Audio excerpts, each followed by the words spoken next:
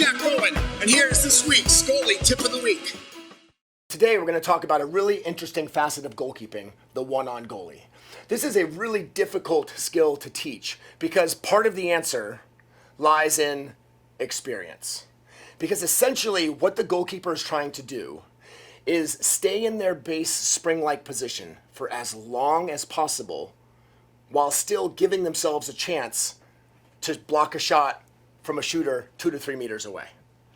So before we even get to that, I want to start with preventing one-on goalies. And this starts with our leadership. When the other team is at the end of their attack zone, the goalie should be out at 5 meters and watching intently to see what their team is doing on offense. What does the shot clock say? What's the weak side driver doing? Where's the ball? What's going on with the defense? Is a splitter cheating up into the lanes?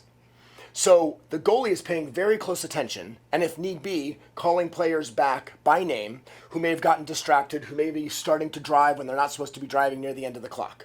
So first, prevention is a huge part of this. Secondly, by being out at 5 meters, you're deterring the long goalie pass from the other goal, preventing the one-on goalie from even happening.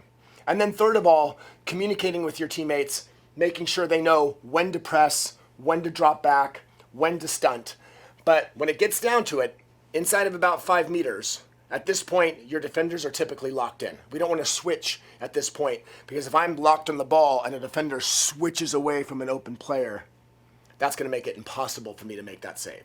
So once we get inside 5 meters, and I now have the one-on goalie situation, again, I'm trying to stay in my base spring-like position for as long as possible. Now, I can't do this for too long because when they're at 2 meters and I'm in my perfect base position, they shoot the ball right over my shoulder. I know from experience, because I've tried it hundreds of times, I just don't have the quickness to get my hand out and block that shot. And so I have to start giving up a little bit. But what you want to do is figure out how little can you get and still be able to explode up to the shot. Because what we don't want to do is show all of our cards. And a lot of young goalies think, oh, I'll just come out as big as I can. But this is what the shooter wants.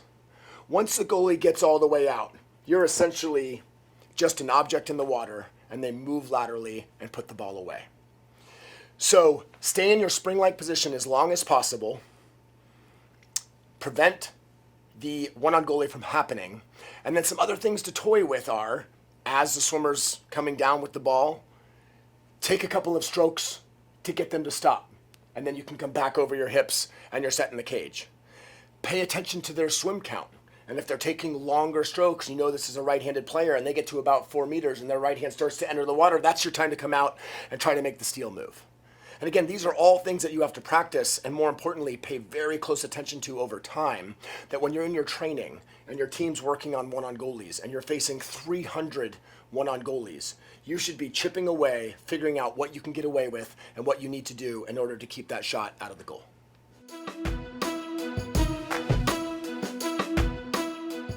For more goalie tips, check out Collegiate Water Polo Association's video library.